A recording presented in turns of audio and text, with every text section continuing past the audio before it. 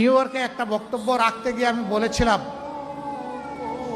জামাতে ইসলামী যদি দেশ পরিচালনার সুযোগ পায়, কর্মজীবী মহিলাদের কর্মঘণ্টা 3 ঘন্টা কমিয়ে 5 ঘন্টা করা হবে।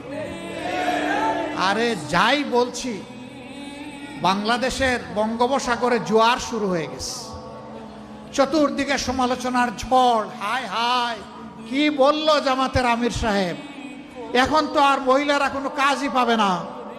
যারা বিভিন্ন কাজে নিয়োগ করবে তারা বলবে, বাবা আমার এই 5 ঘন্টা দিয়ে 8 ঘন্টার বেতন দিয়ে আমার তো পোষাবে না, আমার দরকার নাই মহিলা কর্মজীবী, মহিলা কর্মকর্তা আমার প্রয়োজন নেই। কারণ মালিক টাকা খাবে কেন? আরেক দল বলতেছে, যাও মহিলারা একটু রুজি রোজগার করতো, রাস্তাটা দিলেন আপনি বন্ধ করে। ভাই, একদিনে সব কথা বলা যায় না। বিবেচনা না করে, চিন্তা না করে এই কথা বলি নাই।